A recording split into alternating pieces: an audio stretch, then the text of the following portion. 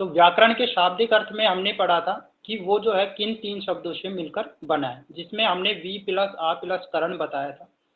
करण में जो है आपके पास क्रय जो है, ठीक है, वो क्या था आपका अलग चीज है, और दूसरी चीज जो है अरण, इस प्रकार से आपको हमने बताया था। तो इसमें आगे जो चीज है हम पढ़ने जा रहे हैं, ठीक है। तो इसमें समझना कि किस प्रकार से आपका वी प्लस आ प्लस करण बनता है, जिसमें धातु और प्रत्यय का हमने प्रयोग किया था। सेकंड चीज आपकी ये हो गई थी कि आपके जो है उच्चरित रूप को क्या कहते हैं, ध्वनि कहते हैं, ठीक है। और भाषा की जो सबसे छोटी इकाई है वो क्या थी आपकी, ध्वनि थी। और ध्वनि के लिखित रूप को हम क्या कहते हैं, वर्ण कहते हैं।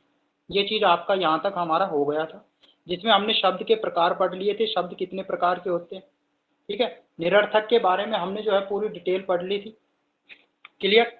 अब उसके आगे हम चलते हैं। मेनली चीज आती है अपना वर्ण पढ़ रहे थे हम, ठीक है। वर्ण से पहले जो है आपकी जो है मैंने शब्द की परिभाषा बताई थी कि शब्द जो है क्या होता है और किस प्रकार से जो है दोनों में डिफरेंस आपको हमने बता दिया था, चलिए। अब आता है आपका वाक्य। वाक्य के बारे में लिखिए, देखिए वर्ण विचार,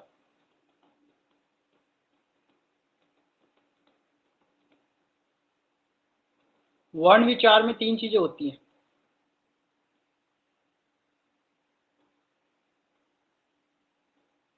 नंबर 1 चीज आपका क्या होता है, वर्ण होता है। वर्ण के बारे में मैंने डेफिनेशन लिखवा दी आपको कि वर्ण किसे कहते हैं, यानी लिखित रूप में भाषा की क्या है सबसे छोटी इकाई क्या है, वर्ण है लिखित रूप में, ठीक है। सेकंड चीज होता है आपके पास शब्द। सेकंड क्या होता है, शब्द। और तीसरी चीज आती है आपकी वाक्य। ये 3 चीज आती है, जिसमें से मैंने आपको वर्ण के बारे में बता दिया, शब्द के बारे में बता दिया, ठीक। बच गया आपके पास वाक्य। तो आप लिख सकते हो कि जो कोई भी भाषा है, तो इसमें लिखिए किसी भाषा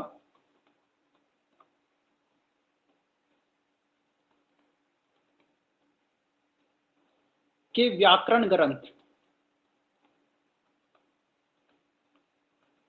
किसी भाषा के व्याकरण ग्रंथ में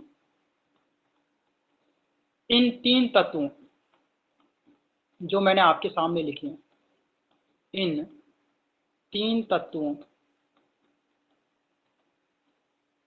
की विशेष एवं आवश्यक रूप से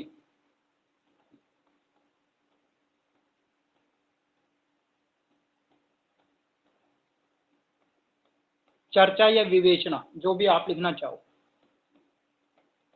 चर्चा भी लिख सकते हो या विवेचना भी लिख सकते हो, विवेचना की जाती है,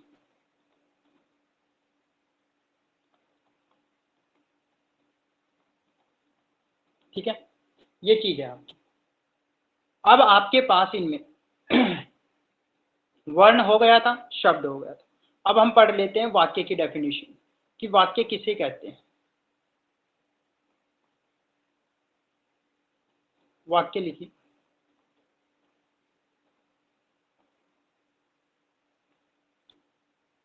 दो या दो से अधिक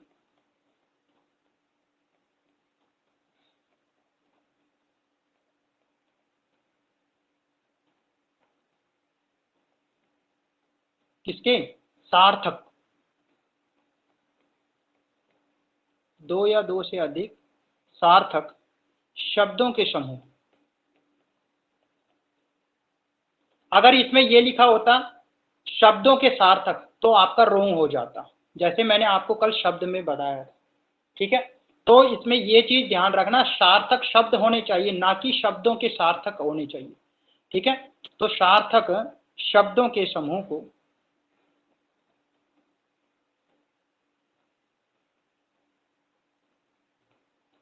क्या कहते हैं? वाक्य। That's clear?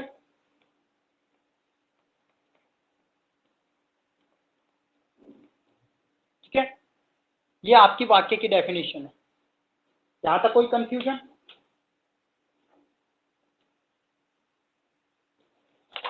हाँ जी, बताइए, यस एंड नो।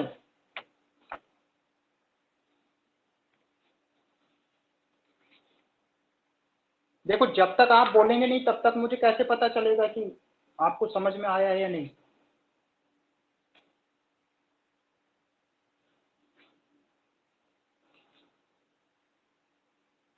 ठीक है, क्लियर है ना? कोई कंफ्यूजन तो नहीं है ना?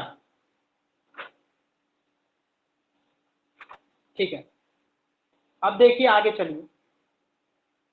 आपके पास आता है, इसमें लिखिए,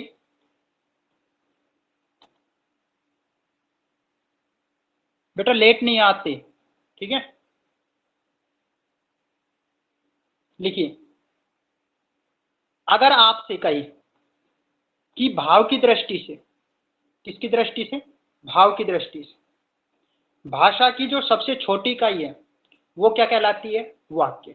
देखो, मैंने आपको पहले ही बता दिया कि जो लिखित रूप से भाषा की सबसे छोटी इकाई, लिखित रूप से भाषा की सबसे छोटी इकाई तो क्या है? वर्ण है। ठीक है, क्या है? वर्ण है। और अर्थ की दृष्टि से भाषा की सबसे छोटी इकाई क्या है? शब्द है। ये तो किसकी दृष्टि से है? अर्थ की दृष्टि से, अर्थ की दृष्टि। ठीक है, ये किसकी दृष्टि से है? लिखित रूप से। किस रूप से? लिखित रूप से। ठीक है, और वाक्य को मैंने क्या कह दिया? किस रूप से है? भाव की दृष्टि से। तीनों चीजें आ गई आपकी समझ में? अगर आपसे पूछता है लिखित रूप से भाषा की सबसे छोटी इकाई क्या हो गई? वर्ण। अर्थ की दृष्टि से भाषा की सबसे छोटी इकाई शब्द, और भाव की दृष्टि से भाषा की सबसे छोटी इकाई वाक्य। क्लियर हो गया? तीन कंफ्यूजन दूर। अगर आपसे पूछता है लिखित रूप से, जब तो आपको बताना है वर्ण। अर्थ की दृष्टि से पूछता है, जब आपको बताना है शब्द। और अगर आपको भाव की दृष्टि से सबसे छोटी इकाई किसकी? भाषा की अगर पूछता है तो वो क्या हो जाएगा? वाक्य। तो इसमें आप लिख लीजिए, भावों की दृष्टि से, भावों की दृष्टि से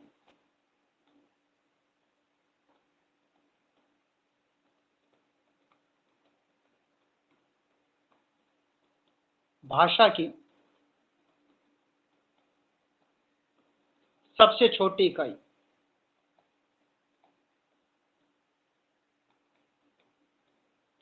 सबसे छोटी इकाई क्या होगी? वाक्य।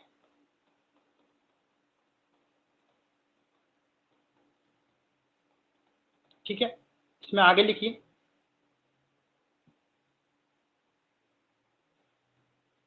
दूसरी चीज जो वाक्य है, इसको जो विद्वानों ने जो है इसको पूर्ण और परिपक्व इकाई बताया है। तो इसमें लिख लीजिए, विद्वानों ने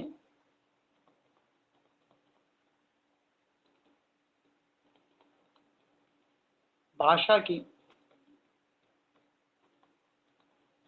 पूर्ण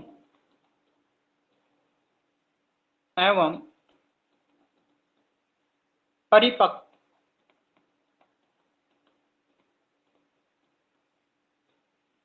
इकाई वाक्य को कहा है।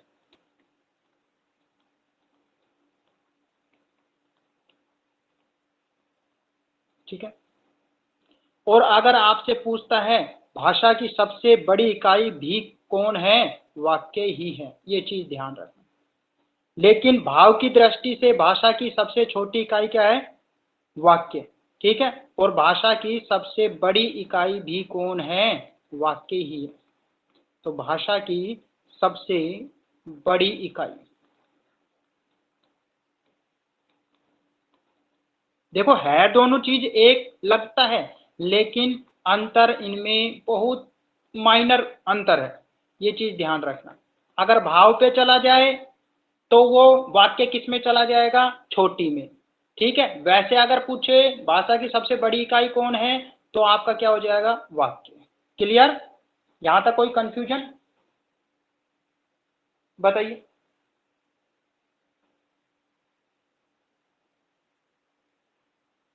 ठीक है, ये आपका हो गया। इसके बाद आप आगे चलिए। अगर मैं आपसे पूछूं, आपने सभी ने वर्ण पढ़े हैं, ये वर्ण होते हैं, अगर इन वर्णों को एक माला में पिरो दो, किस प्रकार से, क्रम वाइज से, ए, आ, ई, उ,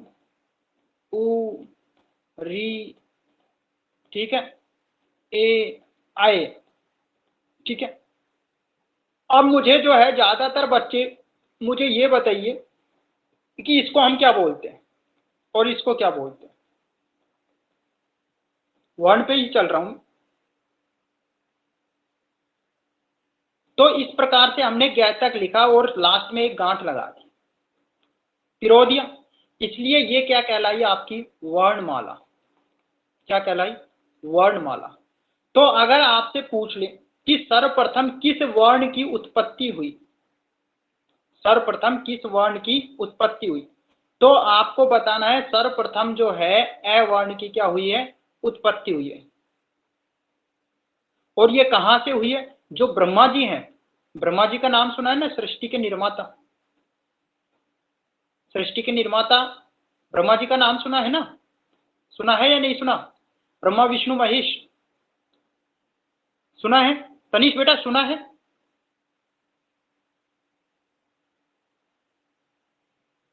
ब्रह्मा जी का नाम सुना है। ठीक है, तो ये जो ब्रह्मा जी हैं, इसको हम जो है पृथ्वी का जो है निर्माता कहते हैं, पृथ्वी का क्या कहते हैं, निर्माता, यानी निर्माण करने। क्लियर। और पृथ्वी का जो है रक्षक जो है वो किसे कहा गया है, विष्णु जी को। ठीक, और विनाशकारी जो है वो किसको कहा गया, शिव जी को। ये तीन लोग हैं, इन्होंने ही जो है पूरी पृथ्वी की क्या की है, रचना की है। ठीक है, तो यहां पर जो अवर्ण है, इस वर्ण की उत्पत्ति की, तो इस वर्ण की उत्पत्ति जो है आपके जो ब्रह्मा जी हैं, कौन है, ब्रह्मा जी, उनकी जो नाभि है, नाभि, इस नाभि से मानी जाती है कि ये अवर्ण जो है ब्रह्मा जी की नाभि से उत्पन्न हुआ था। ठीक है, तो इसलिए सर्वप्रथम आपसे पूछे किस वर्ण की उत्पत्ति हुई, तो किसकी हुई, ए की। ठीक है, वैदिक संस्कृत में जो है इसका मान्य है कि ब्रह्मा जी की नाभि से ए वर्ण की क्या हुई है, उत्पत्ति हुई है। और जो लौकिक जो संस्कृत है उसमें सभी वर्णों की उत्पत्ति जो है, कहते हैं कि जो शिव जी हैं, शिव जी भगवान, भोले शंकर, भोले भंडारी, हैं बड़े भोले पर है बड़े क्रूर। ठीक है, जब तक बैठे हैं भोले दिखते हैं, लेकिन जब इनको आतंक आता है ना, गुस्सा आता है, तो सब कुछ तहस नहस। तो ये कहा गया है लौकिक संस्कृति में। वैदिक संस्कृति में तो क्या बताया है कि ब्रह्मा जी की नाभि से जो है सर्वप्रथम ए वर्ण की उत्पत्ति हुई, बाकी हुई। ठीक है, सबसे पहले ए निकल के आया था, फिर बाकी आए थे। लेकिन लौकिक जो संस्कृत है उसमें ये कहा गया है जो शिव जी का जो डमरू है, शिव जी का डमरू, उससे इन वर्णों की उत्पत्ति मानी जाती है। ठीक है, समझ में आ गए, जो शिव जी का क्या है, डमरू। तीसरी चीज ये कहते हैं इनको सभी को जो है 14 सूत्री, यानी 14 सूत्र दिए गए हैं इसके, उन सूत्रों को हम कहते हैं माहेश्वरी सूत्र, यानी 14 सूत्रों में इनको पिरोया गया है। किनको, इन वर्णों को, इसलिए उनको कहते हैं माहेश्वरी सूत्र। और ये जो पूरी जो वर्णमाला है बेटा, ये जो है किस पर टिकी हुई है, माहेश्वरी सूत्र ही पूरी वर्णमाला कहलाती है। आई बात समझ में, वर्णमाला। ठीक है, जो माहेश्वरी जो सूत्र है वो ही क्या कहलाती है, पूरी वर्णमाला। ठीक है, तो इसके बारे में मैं आपको लिखवा देता हूं। ये जो चीज है ए और औ का जो है मैं आपसे बाद में पूछूंगा इनको बोलते क्या है, क्योंकि हम इसको जो है गलत बोलते हैं।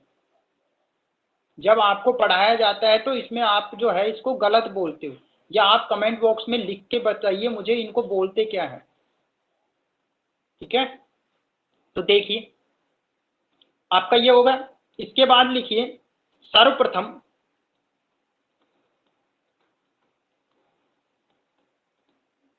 सर्वप्रथम ए वर्ड।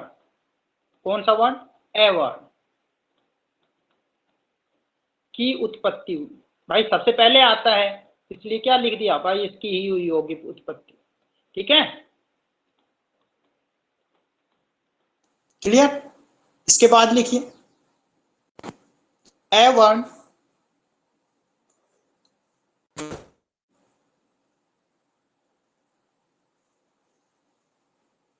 इसमें लिखिए ए वर्ण की उत्पत्ति, की उत्पत्ति कहां से हुई? ब्रह्मा, ब्रह्मा की नाभि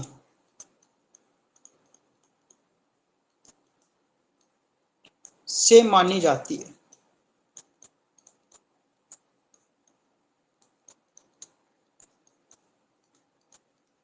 ठीक है, उसके बाद किसके अनुसार ये किसमें चीज लिया गया? इसमें लिख लीजिए वैदिक संस्कृत। किसमें है? वैदिक संस्कृत।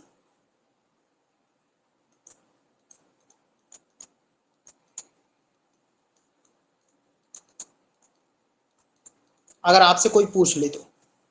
ठीक है, इसके बाद लिखिए जो लौकिक संस्कृत है उसके आधार पे, लौकिक संस्कृत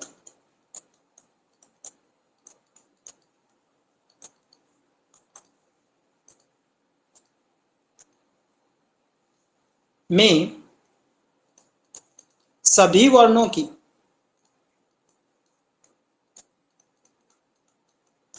सभी वर्णों की उत्पत्ति किससे? शिव जी के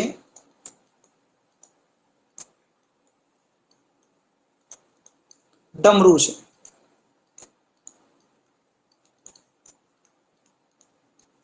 मानी जाती है।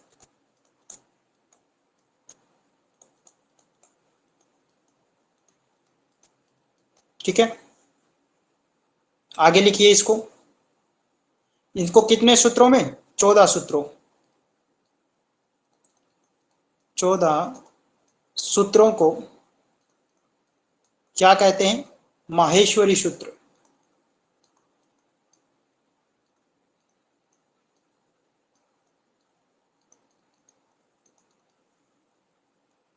और इस पूरे जो माहेश्वरी जो सूत्र है ये ही क्या है? आपकी वर्णमाला है।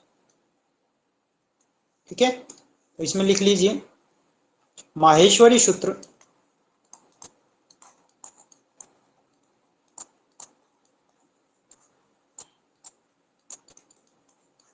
सूत्र ही पूरी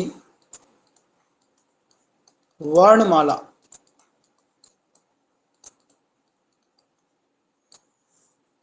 कहलाती है।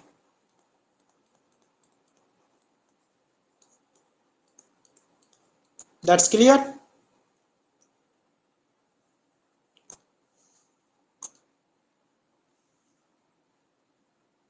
Screen is not coming.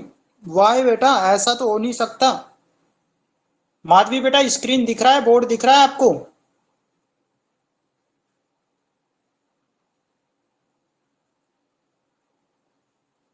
हाँ जी तनीश,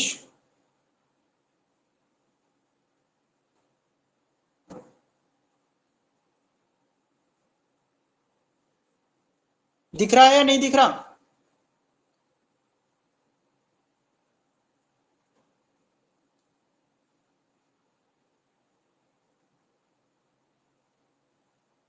बेटा सबको दिख रहा है तनीश, आपको क्यों नहीं दिख रहा? दोबारा से जो है आप उसको ऐप को बंद करके दोबारा से वो करें। दिख जाएगा आपको।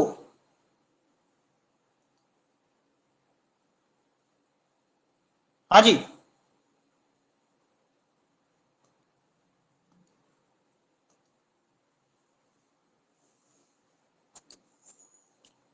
मैं दिख रहा हूं बेटा,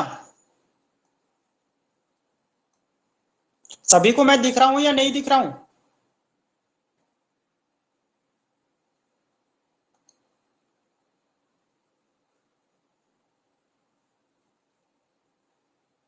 अमन, सपना, तनीश। तो बेटा बोर्ड कैसे नहीं दिख रहा? ऐसा हो ही नहीं सकता। बेटा जतिन, टाइम पे क्लास में आ जाया करो, ठीक है? ओके। तो बेटा यहां तक आपको समझ में आ गया। मैंने आपको 14 सूत्री बताए। उन 14 सूत्री को क्या कहा? माहेश्वरी सूत्र। क्या कहा? माहेश्वरी सूत्र। और जो ये पूरा का पूरा जो माहेश्वरी सूत्र है, यही क्या है आपका? वर्णमाला है। ठीक है, तो इसमें लिख लीजिए, आपका ये होगा। उसके बाद कई जगह ये माना जाता है कि जो सर्वप्रथम है, जो आप ओम बोलते हो, ओम जिसे बोलते हो, ए उ और मैं, इसमें तीन चीजें होती हैं। ठीक है, उसकी उत्पत्ति हुई थी। ठीक है, क्योंकि ओम जो शब्द है ये किसका है? शिव जी का। ओम का उच्चारण होते हैं। तो हम जो ओम का उच्चारण करते हैं, ये ओम नहीं होता, ओम नहीं होता, ये होता है एम, यानी अऊम होता है। ठीक है, जिसमें ए को जो है हम क्या करते हैं? भ्रमर की तरह, जैसे भौरा होता है उसकी तरह ये भिन बनाता है। ठीक है, भौरा।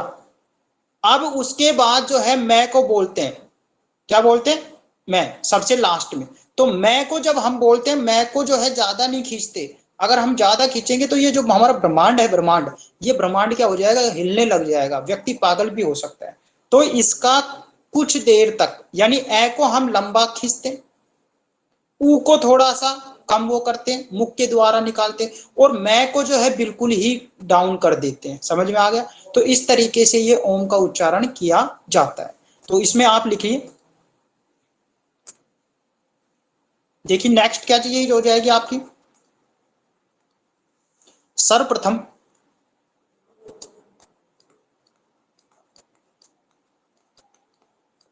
सर्वप्रथम ओम, ओम ऐसे बोलते हो ना? सर्वप्रथम ओम शब्द की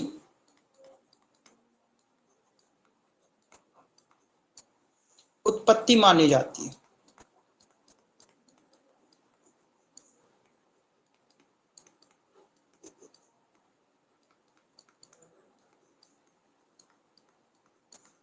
ठीक है, इसको आप जो है इस तरीके से भी लिख सकते हो, ये होता है आपका, और इस पर होता है चंद्रबिंदु।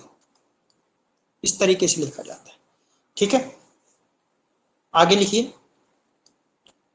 भाषा की सबसे छोटी इकाई मैंने लिखवा दिया था, कौन होती है? वर्ण होती है। आगे लिखिए, हिंदी वर्णों, हिंदी में वर्णों की संख्या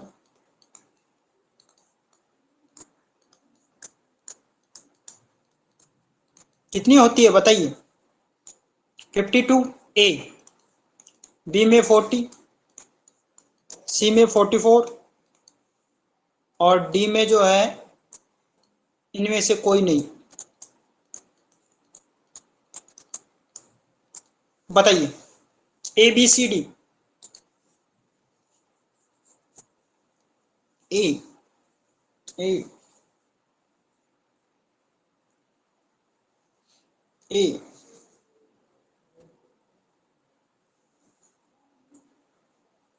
ए।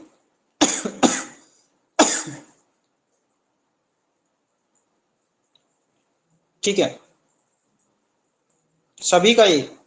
अच्छा अच्छा, अच्छा आंसर है, बहुत बढ़िया आंसर है आप लोगों का। मुझे ये बताइए कि कौन कौन से होते हैं, कहां से कहां तक होते हैं? लिख सकते हो आप कोई भी? हाँ जी, कहां से कहां तक होते हैं वो?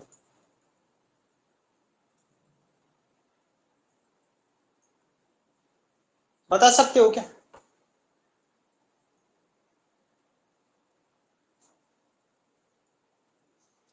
कोई भी बता सकता है मुझे?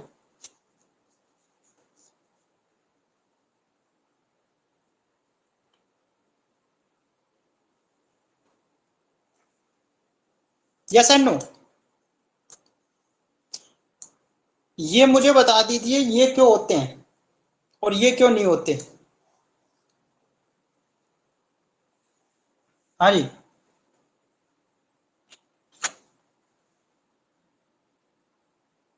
बताइए।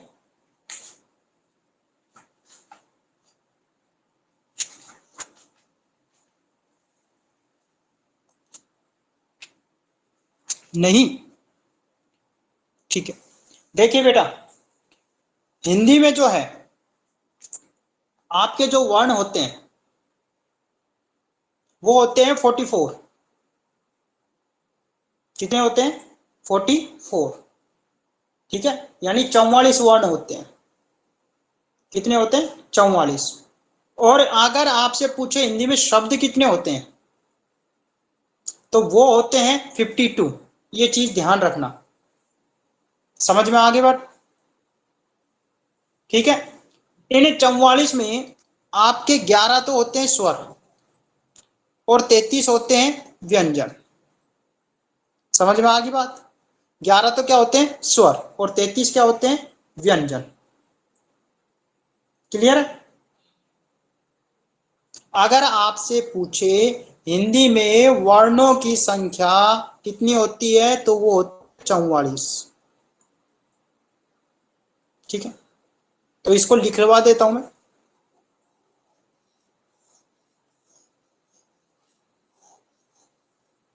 52 नहीं होती, आपने तो ऐसे और गए तक सारे जोड़ दिए। हिंदी में वर्णों की संख्या 44 होती है। ठीक है, और हिंदी में कुल वर्ण, हिंदी में कुल वर्णों के, वर्ण के शब्द कितने होते हैं? शब्द की संख्या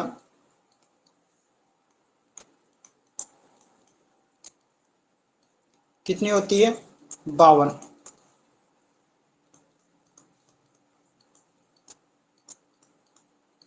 क्लियर है? यहां तक ओके? कंफ्यूज कर दिया ना?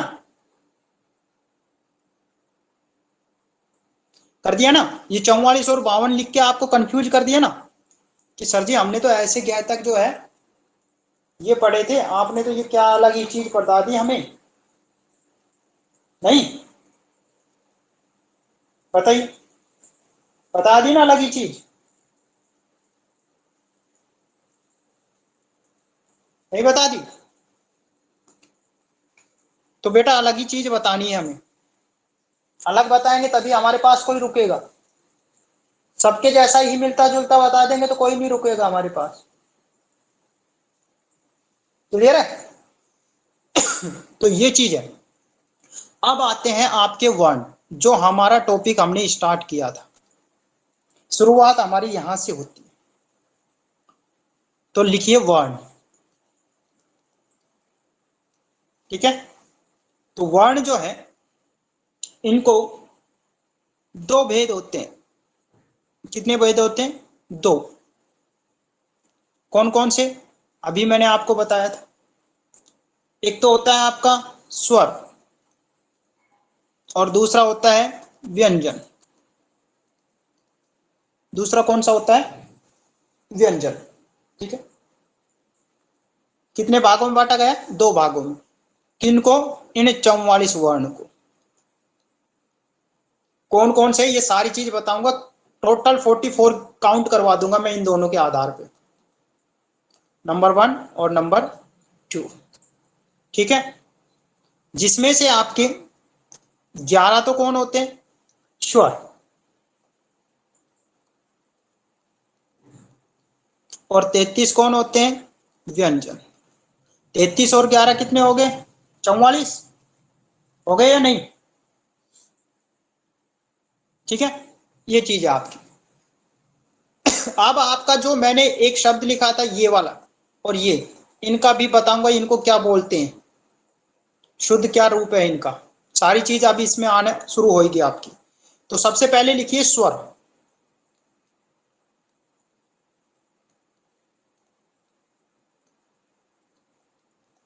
स्वर के बारे में लिखिए कि स्वर किसे कहते हैं। ठीक है, तो लिखिए स्वर कैसे होते हैं, स्वतंत्र होते हैं।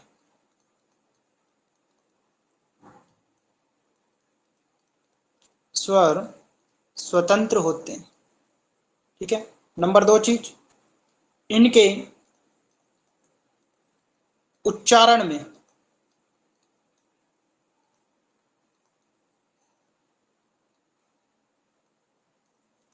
व्यंजनों की सहायता, व्यंजनों की सहायता नहीं ली जाती।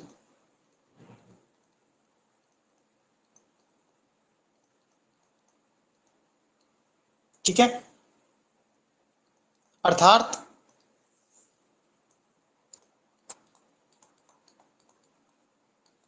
क्या हो जाएगा आपका, वे वर्ण या ध्वनियां, वे वर्ण या ध्वनियां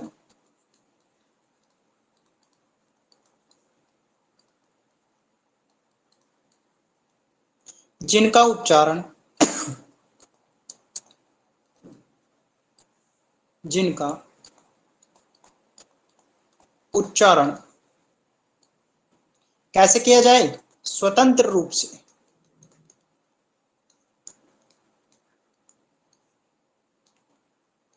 में होता है,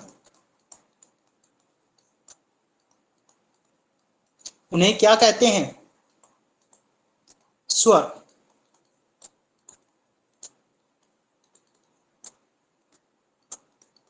उन्हें स्वर कहते हैं।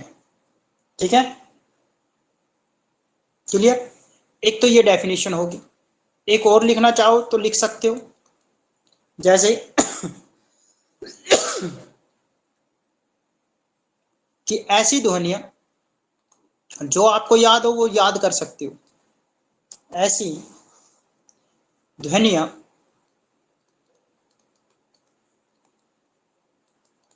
जिनका उच्चारण,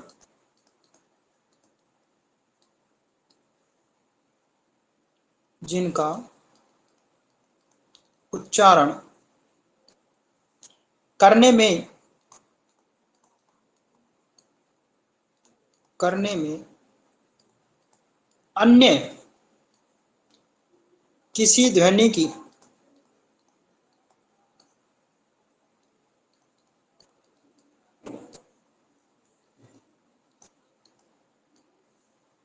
अन्य किसी ध्वनि की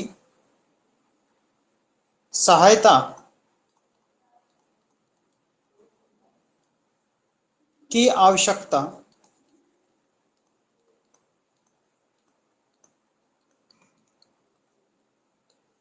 नहीं होती।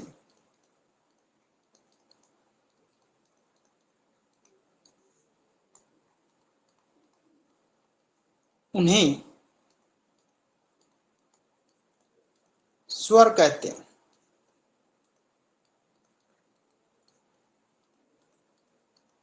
ठीक है, आगे लिखिए, कितने होते हैं ये, 11। तो लिख लीजिए,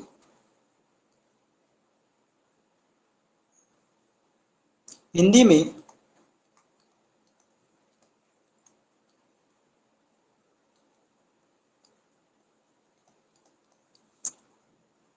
स्वरों की संख्या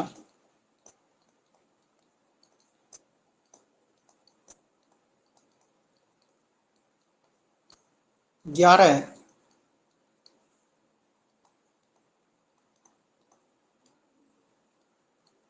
होती है।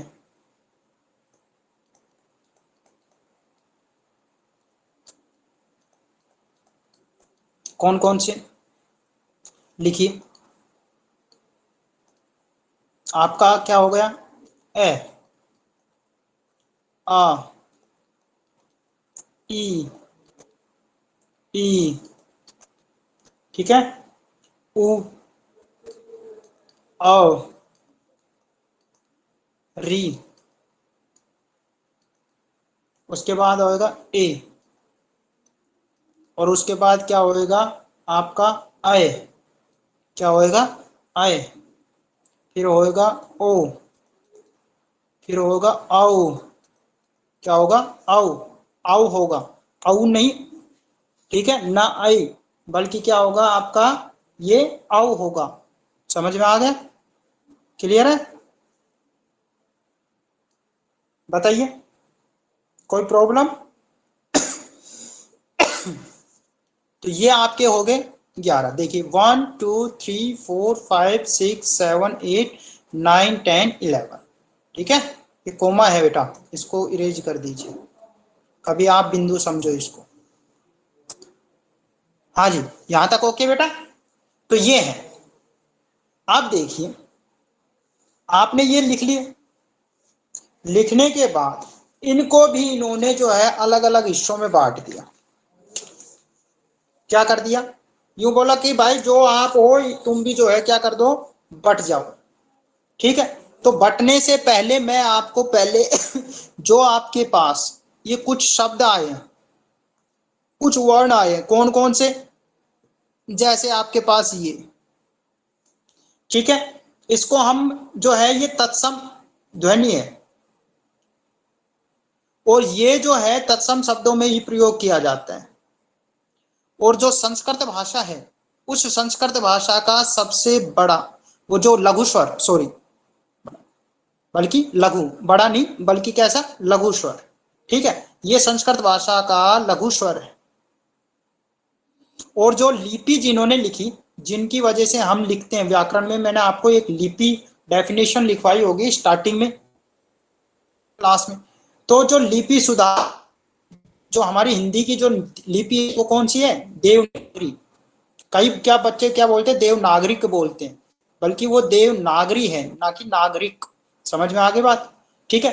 तो उसमें जो लिपि सुधार आयोग ने इसे जो है हिंदी का ही क्या माना है, स्वर माना है। इस री को जो है हिंदी का क्या माना है, स्वर माना है।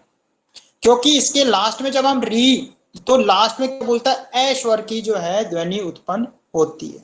समझ में आ गया?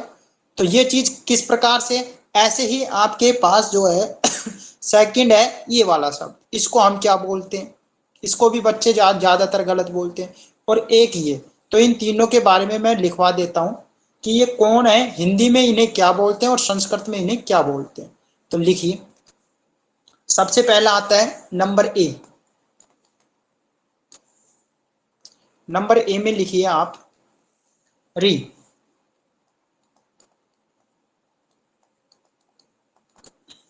इसके बारे में लिखिए, यह है तत्सम ध्वनि है। तत्सम तद्भव पढ़े होंगे ना, जब हम तत्सम तद्भव वाली क्लास पढ़ाएंगे तब आपको इसको अच्छे से और समझा देंगे। तत्सम ध्वनि है, अर्थात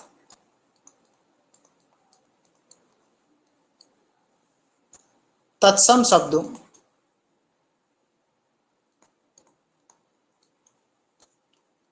तत्सम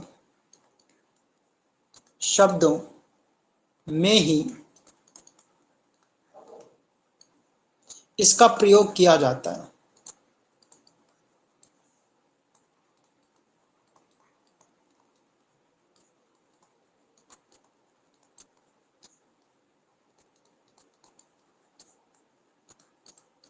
ठीक है। दूसरी चीज लिखिए इसी में, यह है संस्कृत भाषा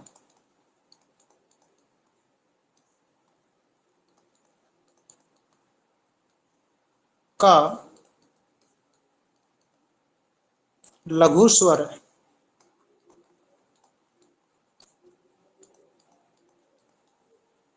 तीसरी चीज लिखिए, लिपि सुधार आयोग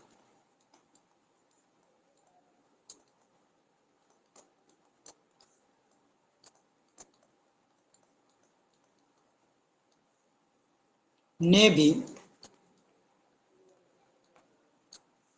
इसे हिंदी का ही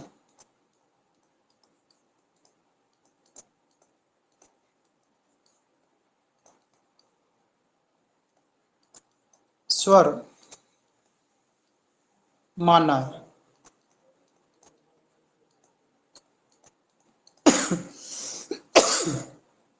सेकंड लिखिए, नंबर बी। बी में लिखिए आप,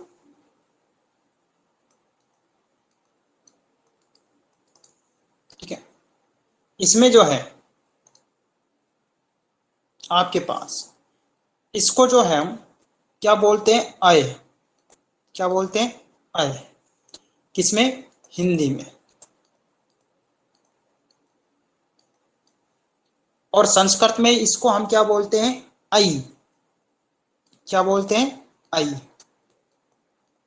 समझ में आ गई बात, कंफ्यूजन दूर हो गया अब, बताइए। हाँ जी, हिंदी में तो क्या बोलते हैं हम इसको, आए, और संस्कृत में क्या बोलते हैं, आई। लेकिन ज्यादातर ए के बाद आई बोलते हैं हम, संस्कृत वाली लैंग्वेज बोलते हैं, बल्कि हिंदी में ये आए होता है। ठीक है, क्लियर। देखो बेटा, कमेंट्स करने में कंजूसी ना करें, ठीक है। तो इसमें लिखिए,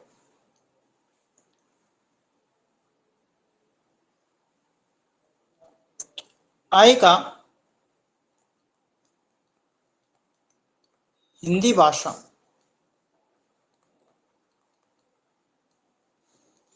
में उच्चारण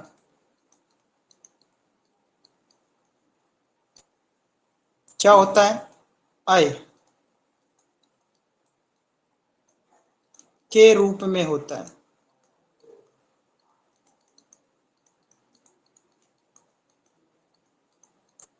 ठीक है, दूसरा लिखिए,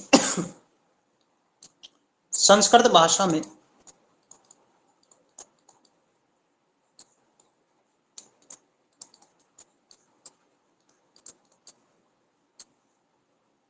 इसका उच्चारण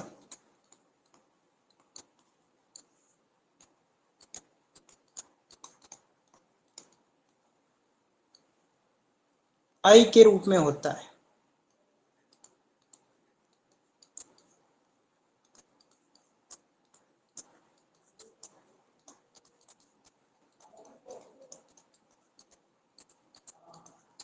ठीक है, अब आता है आपका सी। ठीक है, ये आपके पास एक वर्ण है, इस वर्ण का लिखिए, इसको हम हिंदी में क्या बोलते हैं, औ।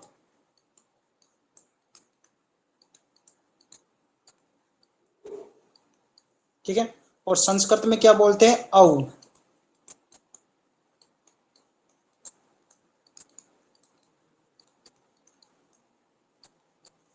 ठीक है, क्लियर। ऐसे ही आपका एक निरर्थक शब्द होता है, ये वाला, काफी बार मिल जाता है आपके पास। ठीक, तो इसके बारे में लिखिए, यह है अंग्रेजी भाषा का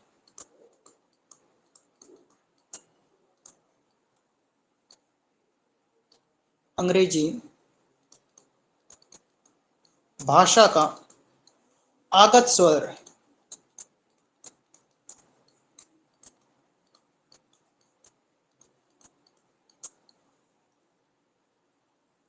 और ये जो है, ये आपके जो हिंदी के जो स्वर होते हैं, दो स्वर कौन से, एक तो आ और एक औ। उन दो स्वरों के बीच में, एक तो आपका ये आ और एक आपका ये औ, इन दो स्वरों के मध्य में इसका उच्चारण किया जाता है। तो आप लिख सकते हो, हिंदी के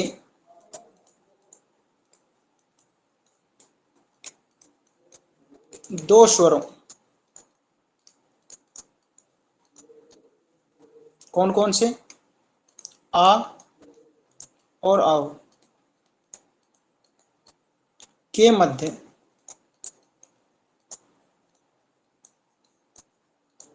इनका उच्चारण होता है।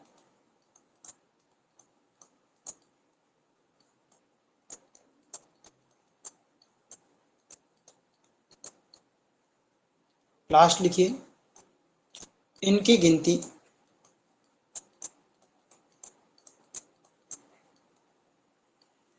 हिंदी के स्वरों में नहीं होती।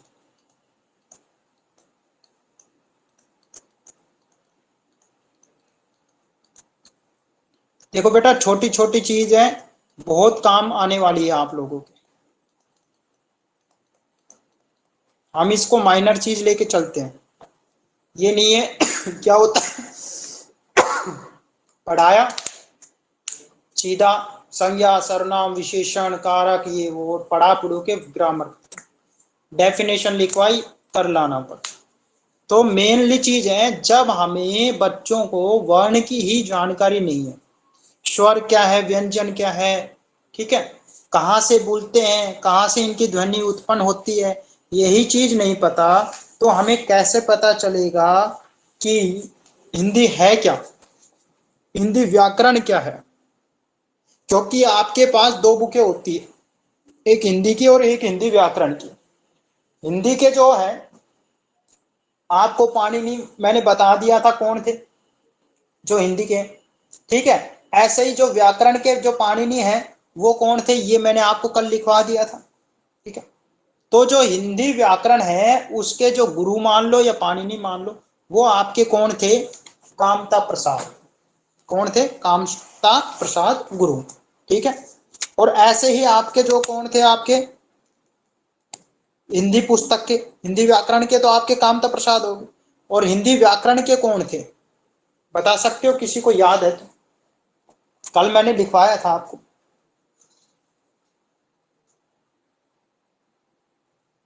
हाँ जी,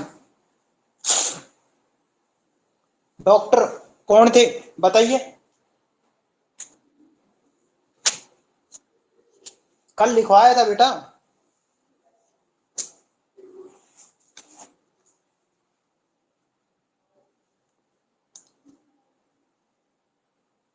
गुड, वेरी गुड, किशोरी, ठीक है। कौन थे, किशोरी। ये किसके थे, आपकी जो हिंदी की जो पुस्तक है उसके पाणिनि। समझ में आई बात? वाह, वेरी गुड तनिष गुप्ता, शाबाश बेटा। यानी इसका मतलब कल जो पढ़ाया वो आपने पढ़ा, अच्छी बात है, ऐसे ही मेहनत करनी है, ठीक है। तो कंफ्यूज तो नहीं होगे?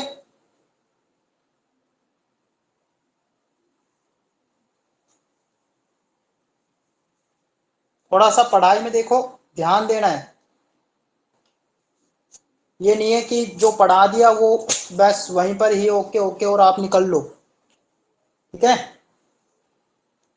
नहीं तो शिव जी का डमरू बज जाएगा, तांडव मचा देगा। नहीं, सती माता जब मर गई थी तो उनको गोदी में लेके तांडव करने लग गए थे, नाचने लग गए थे, पूरा जो है आपका जो है हिलने लग गया था। तो यहां तक आपका ओके। आप देखिए, आपके स्वर हो गए। अब जो स्वर है वो भी क्या है, अलग अलग है। अगर आपको पूछे कि उत्पत्ति के आधार पर स्वर के कितने भेद हैं, तो वो है अलग। और अगर पूछे संधि जो स्वर है उसके कितने भेद हैं, तो वो भी आपके अलग है। तो ये चीज आपको अलग अलग लिखनी है। तो सबसे पहले लिख लीजिए आप, इनकी मैं मात्राएं लिखवा देता हूं जिससे आप लोगों को याद रहे, ठीक है। तो इसमें लिखिए स्वर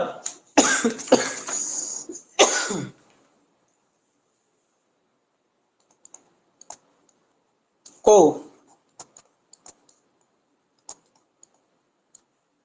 दो भागों में बांटा जा सकता है।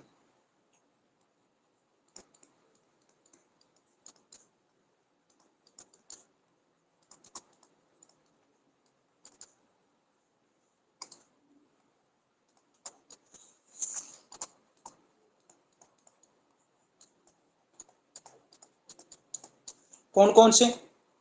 नंबर 1 आपका होता है हाश्व स्वर,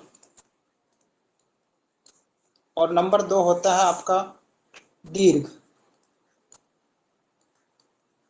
स्वर। ये दो होते हैं, ठीक है। एक तो क्या होता है हाश्व और दूसरा होता है दीर्घ। क्लियर? ठीक है। अब देखिए, इसमें लिखिए डेफिनेशन, इसकी हम आगे पढ़ेंगे, क्योंकि इनको जो हम दोनों को उच्चारण काल के आधार पर बांटते हैं। किसके आधार पर बांटते हैं? उच्चारण, जो हम बोलते हैं, ठीक है। फिर आपका आएगा ओष्ठ आकृति के आधार पर स्वर कितने प्रकार के होते हैं, फिर उत्पत्ति के आधार पर, फिर आएगा आपका जिह्वा यानी जो जीभ होती है की क्रियाशीलता के आधार पर, फिर आपका आएगा मुखाकृति के आधार पर स्वर कितने प्रकार के होते हैं। तो इस प्रकार से आपके ये स्वर आएंगे। क्लियर है? ठीक है।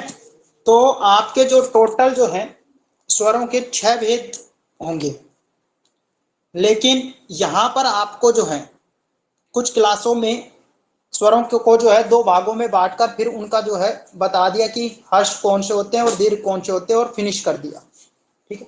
लेकिन आपको जो है डीपली पढ़ना है। क्लियर? तो इसमें लिखिए, आपको मैं एक ही क्लास की नहीं पढ़ा रहा, ऑल टोटल कंप्लीट लेके चल रहा हूं। ये नोट्स जो है आप लिख लेना, कहीं नहीं जाने वाले आपके, ठीक है। तो इसमें लिखिए, एक नोट लिख लीजिए,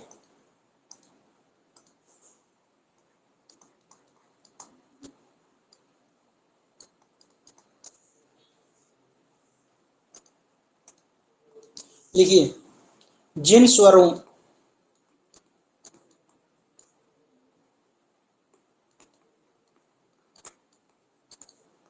के उच्चारण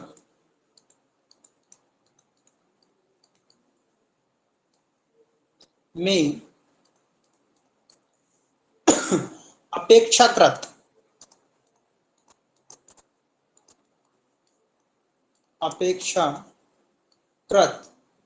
कम समय लगे,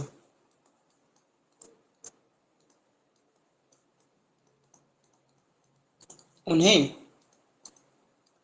क्या कहते हैं? हर्ष स्वर कहते हैं, ठीक है। जो स्वरों के मूल जो है 6 भेद जो है उनको मैं लिखवाऊंगा, इसलिए इनको सिर्फ यहीं पर मैं फिनिश कर रहा हूं, ठीक है। एक तो ये डेफिनेशन होगी, दूसरी डेफिनेशन दीर्घ की लिख लीजिए। दीर्घ की क्या बन जाएगी? जिन स्वरों में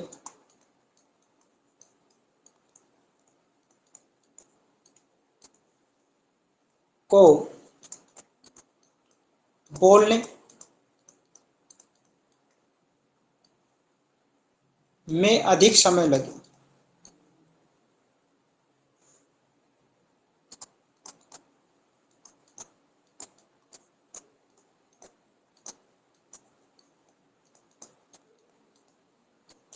उन्हें दीर्घ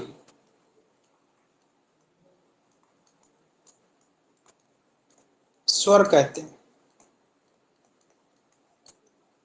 देखो, इस दीर्घ के आधार पे जो आपका हश्व है ना, इसको हम लघु भी बोल सकते हैं। लघु मतलब क्या होता है? छोटा, छोटा ही होता है ना, होता है या नहीं होता? ठीक है। तो लघु या दीर्घ, और दीर्घ को जो है हम गुरु भी बोल सकते हैं। दीर्घ को क्या क्या बोल सकते हैं? गुरु भी। समझ में आ गए? देखो, इनके नाम भी अलग अलग भाई। हास्य को आप क्या बोल सकते हो, लघु। ठीक है, दीर्घ को आप क्या बोल सकते हो, गुरु। ठीक है, वही चीज है, हर्ष यानी लघु। लघु से क्या होगा, आपको जो है डेफिनेशन जल्दी याद आ जाएगी। क्या हो जाएगा, लघु मतलब कम, यानी जिन स्वरों के उच्चारण में सबसे कम समय लगता है उसे क्या कहते हैं, हर्ष स्वर या लघु स्वर कहते हैं। ठीक है, इनकी संख्या कितनी होती है, 4 होती है, जिसमें ए ई उ प्री ये होती है, ये 4 होते हैं। ठीक है, समझ में आ गया। इनको हम जो है अक्षर स्वर भी बोल सकते हैं, हर्ष स्वर को क्या बोल सकते हैं, अक्षर स्वर भी बोल सकते हैं, मूल स्वर भी बोल सकते हैं। ठीक है, अखंडित जो है स्वर भी बोल सकते हैं, और नैसर्गिक स्वर भी बोल सकते हैं, या फिर एक मात्रा वाले स्वर भी बोल सकते हैं। इस देख लो, हर्ष स्वर के कितने नाम आपको मैंने बता दिए। ठीक है, इसी प्रकार से आपका जो दीर्घ स्वर है, इसको हम गुरु स्वर भी बोल सकते हैं, दो मात्रा वाले स्वर भी बोल सकते हैं, संधि स्वर भी बोल सकते हैं, और सबसे बेस्ट जो आपकी छोटी क्लासों में मिलता है, संयुक्त स्वर, यानी दो स्वरों के मेल से मिला हुआ, इसलिए ये इसका नाम क्या होता है, संयुक्त स्वर और खंडित स्वर, ये इसके नाम हो जाते हैं। ये सारी चीजें मैं आपको जब डिटेल से पढ़ाऊंगा तब आपको समझाऊंगा कि 6 भेद कैसे होते हैं स्वरों के। ठीक है, क्लियर। तो दीर्घ स्वर कहते हैं, क्लियर। और ये जो है कितने स्वरों को, 2 स्वरों को, तो इसमें लिख लीजिए, ये 2 स्वरों को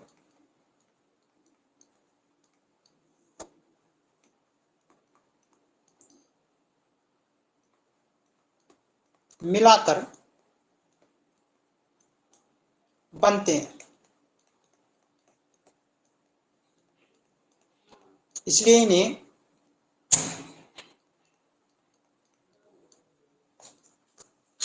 इसलिए इन्हें संयुक्त स्वर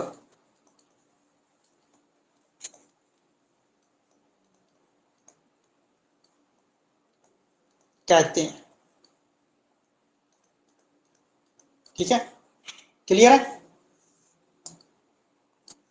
अब देखिए, इनकी जो है हम मात्रा लिख लेते हैं, जो मैं आपको लिखवाना चाहता था आज की क्लास में, स्वरों के मात्रा रूप, मात्रा रूप इस प्रकार है।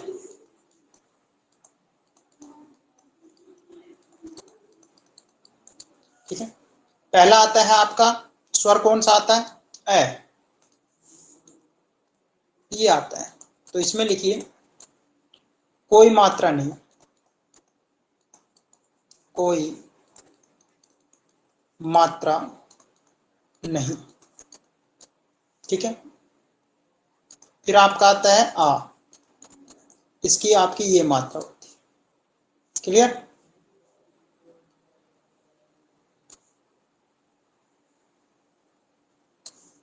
फिर आपका आता है ई,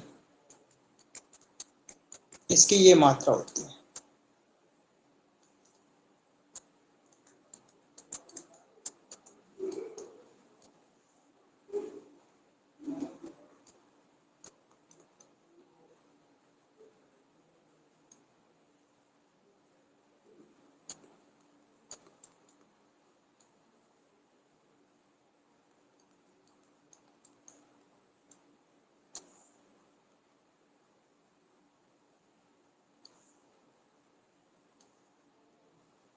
क्लियर है ना, ऐसे ही और आपकी ये मात्रा हो जाएगी।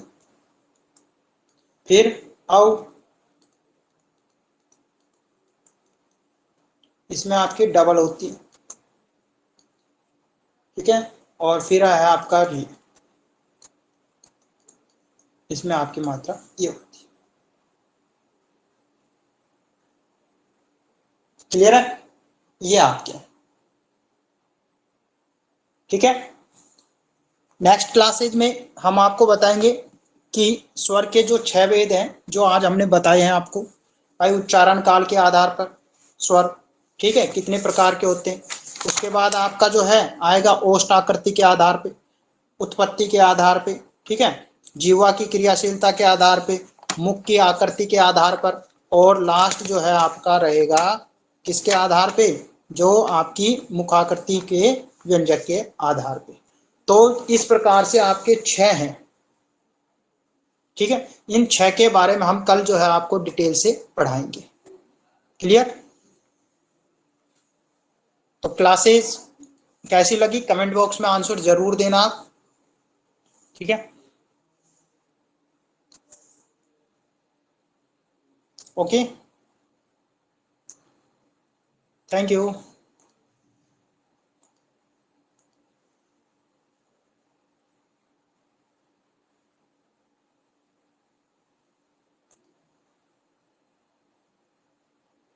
थैंक यू बेटा, थैंक यू। क्लासेज ऐसे ही बेस्ट से बेस्ट देता रहूंगा अगर आपका रेस्पॉन्स मुझे अच्छा मिलता रहा तो। क्लियर है? हाँ जी, ओके।